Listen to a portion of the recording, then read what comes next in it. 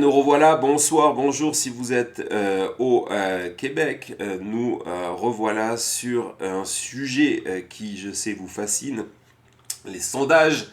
Le sondage choc. Pourquoi on parle de plus en plus de sondages dans la chute? Parce que on se rapproche de l'élection. Autant je trouvais complètement inutile de vous parler de sondages il y a 6 mois, il y a 3 mois, lorsque tout le monde était concentré sur les sondages, alors que l'électorat était complètement ailleurs. Autant on rentre dans un moment où les décisions se solidifient, c'est-à-dire qu'une partie des Américains ont décidé pour voter soit pour Donald Trump, soit pour Kamala Harris, soit pour un candidat d'un troisième parti ou ne pas voter du tout, et ils ne changeront pas d'avis. Et peu à peu, on voit la dernière catégorie d'électeurs, ceux qui n'étaient pas encore décidés, qui n'étaient pas vraiment encore certains, ont aussi affirmé leur choix. Donc les sondages deviennent un outil de plus en plus intéressant, avec évidemment des tas de réserves qui l'accompagnent. Et Jean-Marc Léger, qu'on a souvent, Jean-Marc Léger, si vous ne connaissez pas, c'est le directeur d'un organisme de sondage, l'Institut Léger, le plus grand institut de sondage en Amérique du Nord. Il vient très souvent participer à l'émission, répondre à vos questions et nous raconter justement les avantages, mais aussi les faiblesses, les défauts, les limites des sondages. C'est pour ça que c'est extrêmement intéressant, parce qu'il vient nous livrer tous ses secrets sans aucune langue de bois. Et donc lui-même, le premier, il est le premier à le dire. Et vous allez voir tout à l'heure, on va regarder une courte vidéo qui va introduire les sondages dont je vais vous parler. Il explique, les sondages, gardez-le en tête, ne sont pas un outil prédictif. Et donc, on peut se dire que après les élections, c'est toujours le jeu de dire oui, mais les instituts de sondage sont trompés. Est-ce que ce sont les instituts de sondage qui sont trompés, ou c'est nous, dans notre interprétation du poids que l'on donne aux instituts de sondage, que nous sommes trompés, ou les journaux et les experts de plateau qui font de ces sondages un outil de prédiction? Un sondage, c'est un instantané sur le moment. Et ce moment, il est conditionné à plein de choses. Le sondage que nous allons voir, par exemple, a été réalisé après la convention du Parti démocrate, donc après une phase extrêmement positive pour les démocrates. Donc ça joue sûrement dans la perception des sondés, mais en tout cas, il nous indique aujourd'hui où se trouve l'esprit des Américains à un moment. On y revient. Pourquoi on donne plus de poids à un sondage maintenant, le 3 septembre, quand on a un sondage au 3 juillet, au 3 juin, au 3 mai, au 3 avril, lorsque je vois qu'il y avait des émissions spéciales sur des sondages qui étaient faits au mois de février, c'était complètement fou. Mais bon, quoi qu'il en soit, pourquoi on donne ce poids-là? Parce que les opinions se forment, les opinions restent, et le nombre d'indécis, ceux qui sûrement feront l'élection, au-delà des bases, est de plus en plus limité. Et donc aujourd'hui, je voulais vous parler de ce nouveau sondage qui a été publié par USA Today ce matin. Donc c'est un quotidien national américain, il n'y en a pas beaucoup. USA Today avec Suffolk, qui est une compagnie sérieuse pour les sondages. Et pourquoi j'ai décidé de le mettre en avant? Parce que comme c'est une compagnie sérieuse, c'est une compagnie qui publie toutes ces informations sur la méthodologie et les autres questions qui ont été posées. Et c'est dans les autres questions que c'est extrêmement important d'aller mesurer l'impact de Kamala Harris. Par exemple, de se dire, ok, si Kamala Harris est populaire en ce moment, c'est le cas, est-ce que ça veut dire que cela aide ou pas les candidats démocrates qui sont candidats pour le Sénat ou candidats pour le Congrès en général, donc la Chambre des représentants?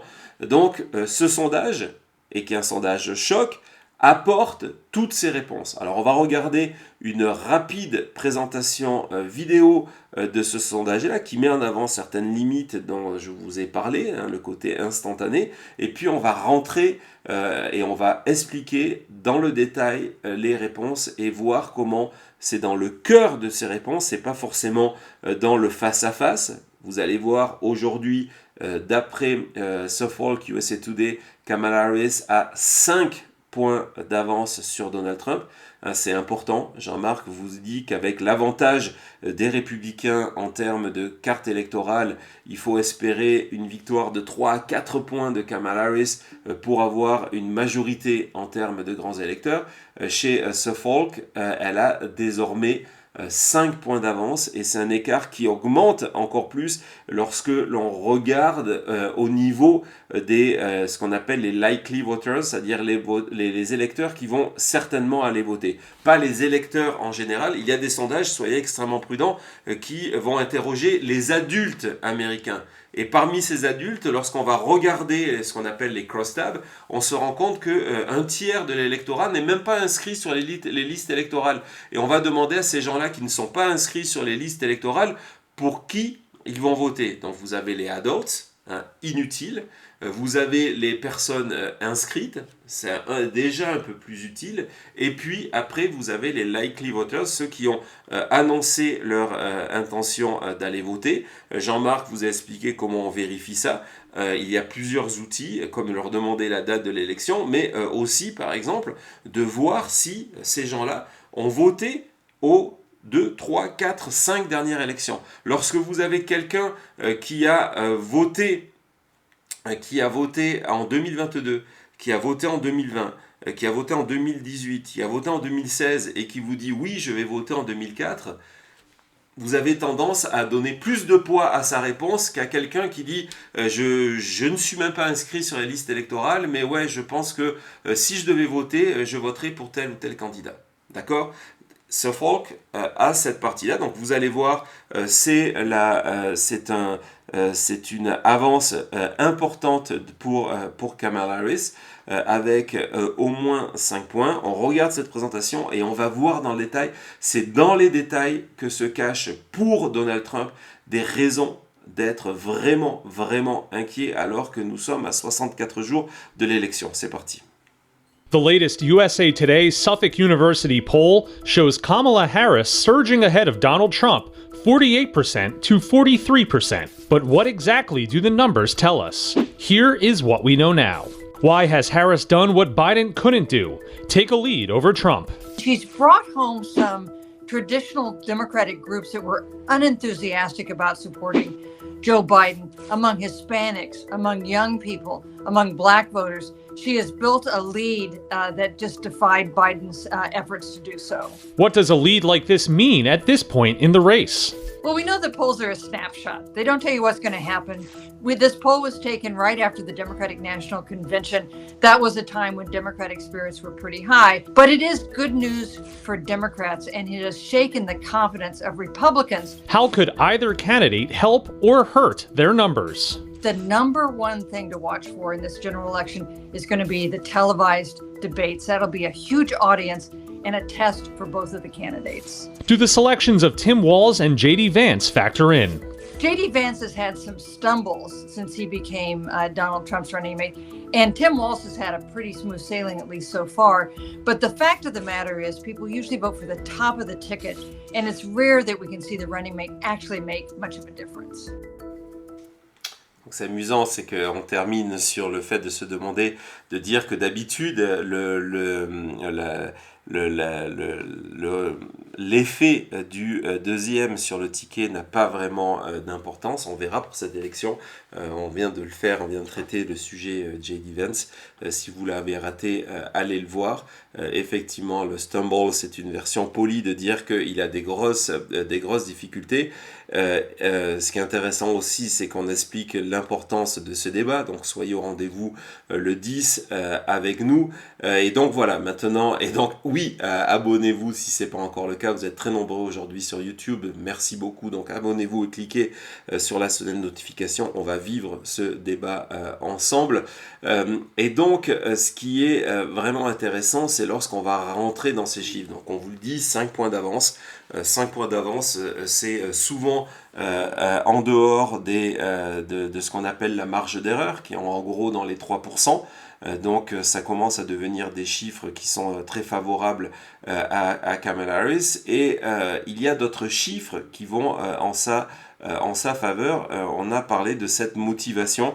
La journaliste expliquait que, par exemple, c'est quelque chose dont je vous ai parlé dès le début de l'arrivée de Kamala Harris, en disant que elle allait permettre à des démocrates qui n'étaient pas convaincus de la candidature de Joe Biden pour de maintes raisons, en commençant par son âge, de rentrer à la maison. On a vu ça, et de rentrer à la maison, et surtout d'être excité par la candidature de Kamala Harris.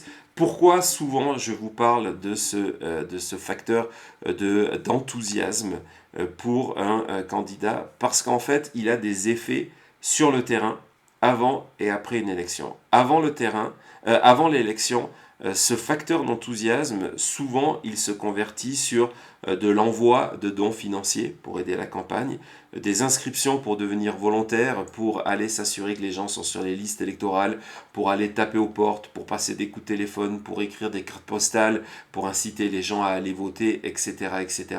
Et puis, au moment de l'élection, c'est une constante dans toutes les élections aux États-Unis, c'est l'enthousiasme qui amène les gens à se déplacer et à aller voter.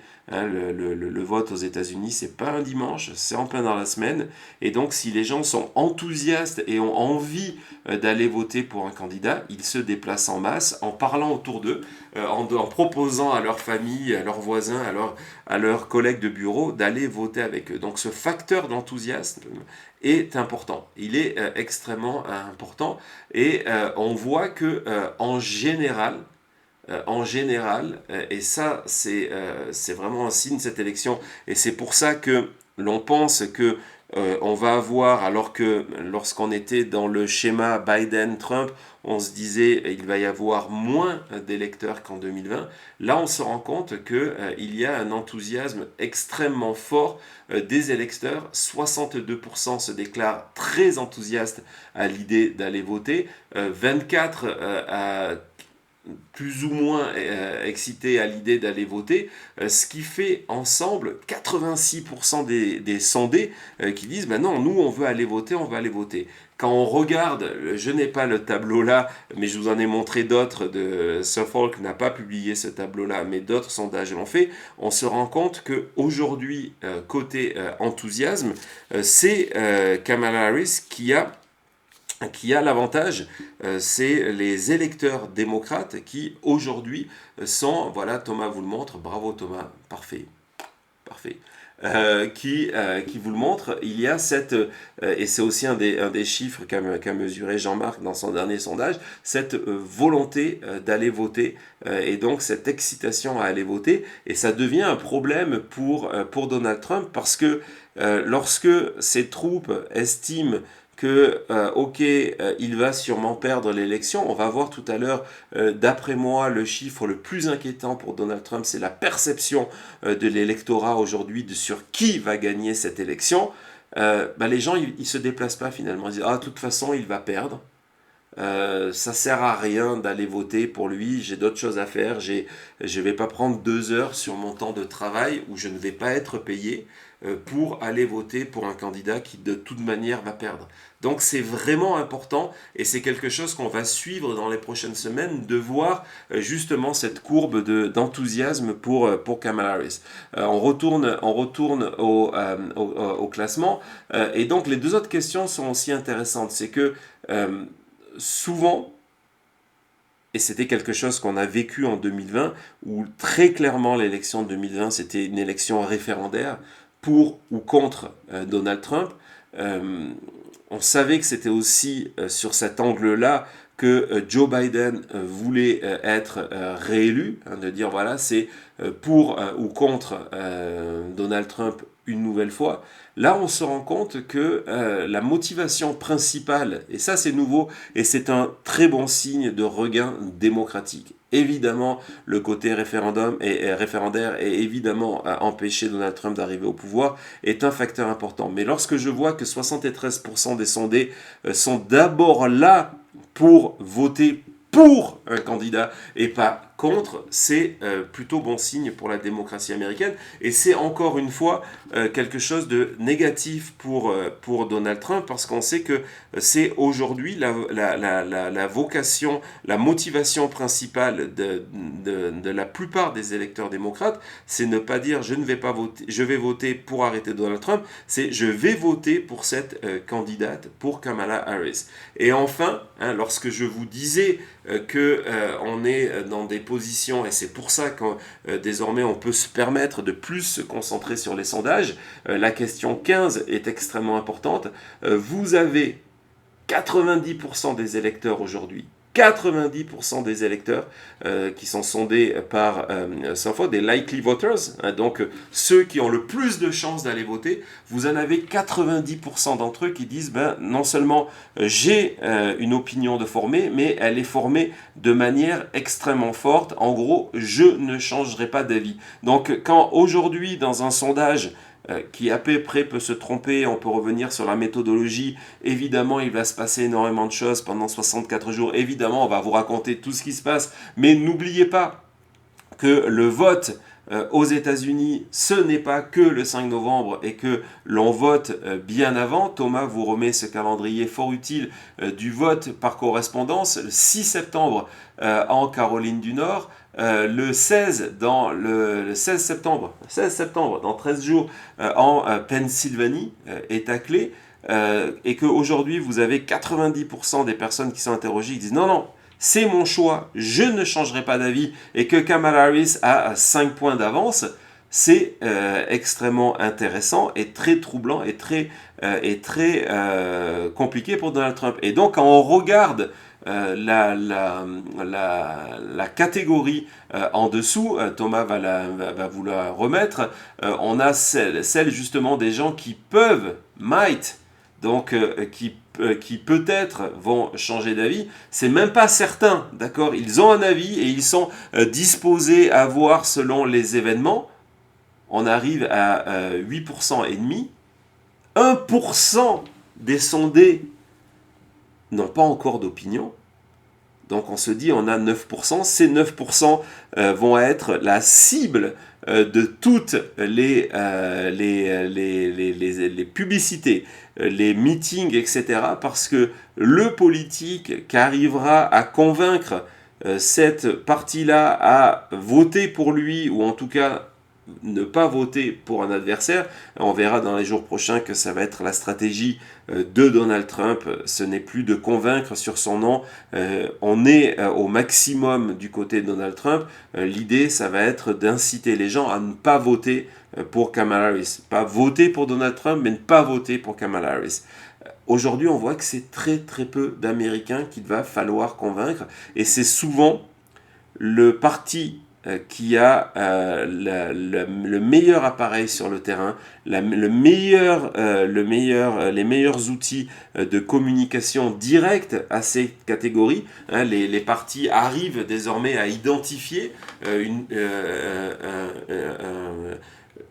ces personnes-là qui hésitent.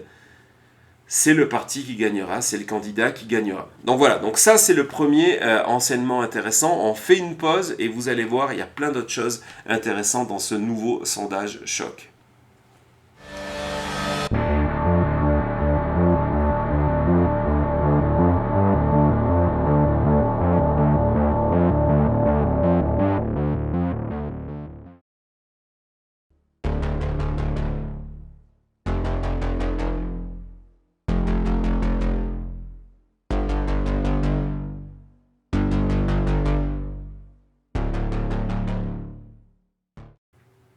Voilà, nous revoilà pour ce récap de la chute. Nous sommes en pleine étude de ce nouveau sondage choc qui est tout sauf une bonne nouvelle pour la campagne de Donald Trump. On va poursuivre cette étude-là et je vais vous montrer ce qui doit rendre fou du côté de Trump, parce que c'est cette espèce de dysfonctionnement de la société américaine lorsque l'on demande aux Américains qui sont interrogés dans son sondage s'ils considèrent que le pays va dans la bonne direction ou pas.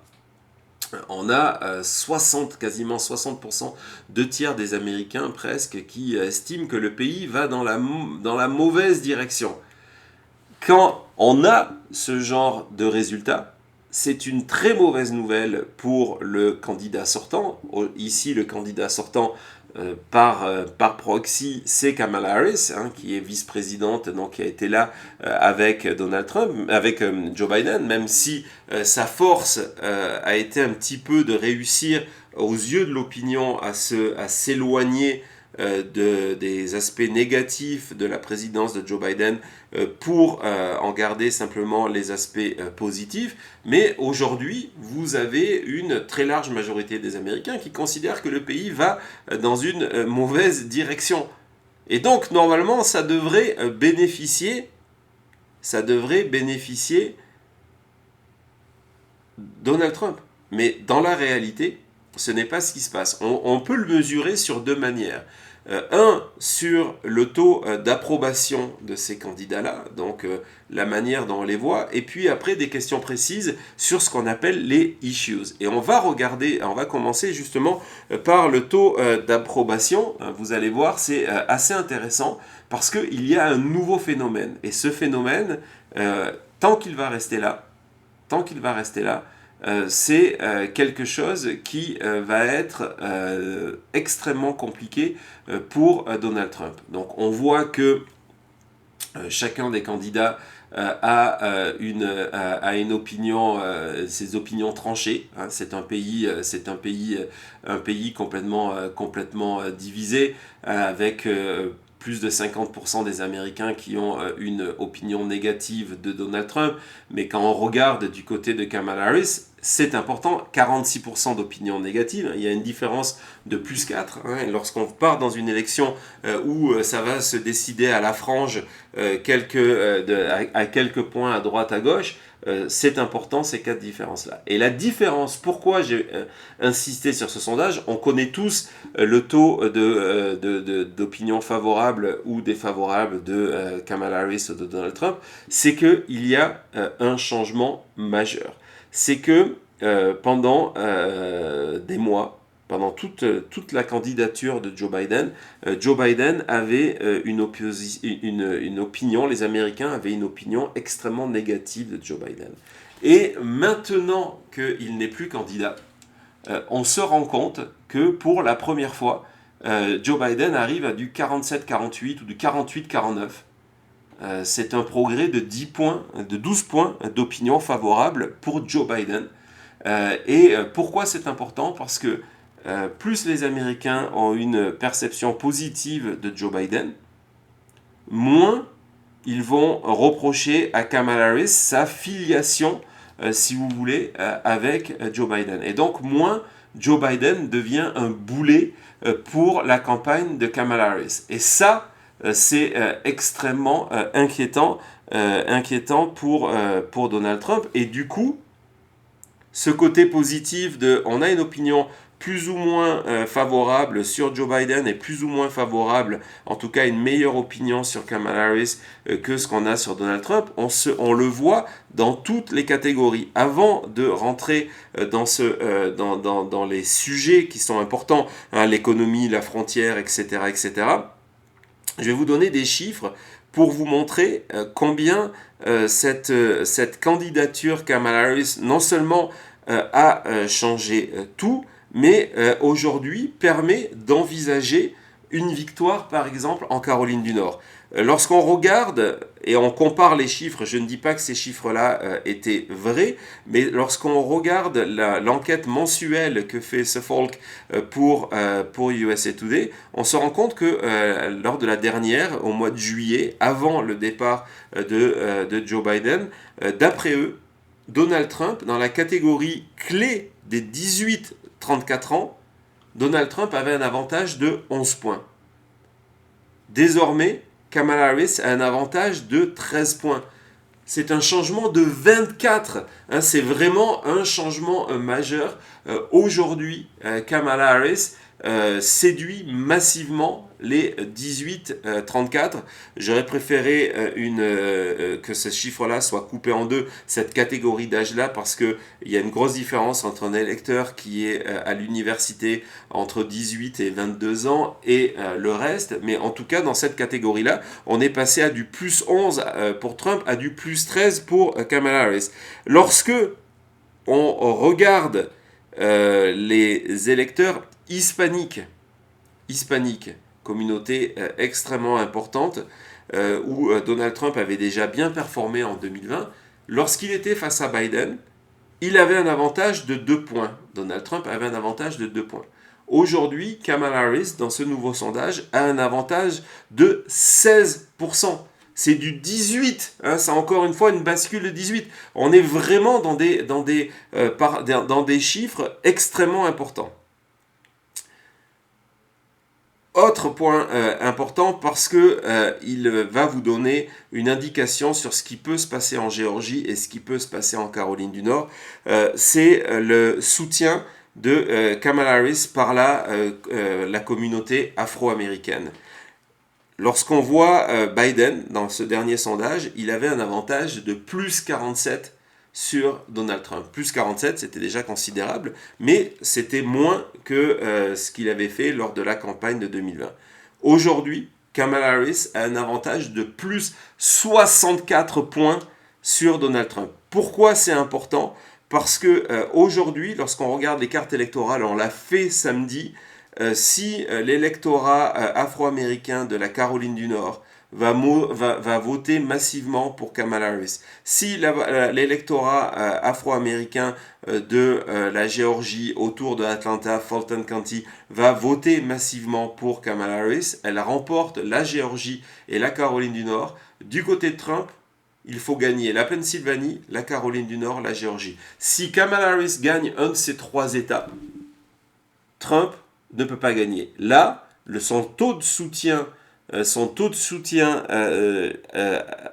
dans la communauté afro-américaine lui permet de gagner la Géorgie et la Caroline du Nord. C'est vraiment extrêmement important. Tout à l'heure, on a parlé de Tim Walz et de son appel à la classe moyenne. Et ça, c'est une particularité de Donald Trump, milliardaire américain qui vit à Mar-a-Lago et qui a des toilettes dorées à leur fin. C'est qu'il a toujours eu un soutien fort chez les Américains, ce qu'on appelle les low income, c'est-à-dire ces Américains qui ont peu d'argent, qui sont à la limite du seuil de la pauvreté très souvent. Aujourd'hui, dans ce sondage, on découvre quoi ? Que cet électorat-là, qui a été fidèle à Trump en 2016, qui a été fidèle à Trump en 2020, aujourd'hui, il préfère Kamala Harris et son plan vers la classe moyenne d'opportunités économiques, son plan de relance de l'accès à la propriété, etc., et son colistier Tim Walz, de telle sorte qu'aujourd'hui, dans le sondage de USA Today, on se rend compte que 58% des Américains avec des revenus faibles, donc vraiment le bas de la classe moyenne, 58% est prêt à voter pour Kamala Harris et 35% seulement pour Donald Trump, alors que c'était une catégorie où Donald Trump était à l'aise, donc était toujours en avance. Donc c'est un nouveau signal qui vient s'allumer. Le signal le plus inquiétant, je vous ai dit que c'est un sondage choc, le signal le plus inquiétant, c'est sur la perception de qui va gagner cette élection-là. On en a parlé plusieurs fois parce que c'est les Américains, Jean-Marc Léger vous l'a expliqué, les Américains souhaitent toujours voter pour l'équipe qui a gagné. D'ailleurs, après une élection, lorsqu'on demande aux Américains pour qui ils ont voté, on se rend compte que finalement, le candidat gagnant reçoit plus de voix dans les sondages que dans la réalité, parce que les Américains aiment les gagnants. Et lorsque on a le sentiment que son candidat ne peut pas gagner une élection, on ne se déplace pas. Et aujourd'hui, vous avez quasiment 50% des sondés de ce sondage USA Today Suffolk qui estiment que c'est Kamala Harris qui va gagner. C'est la première fois. C'est la première fois.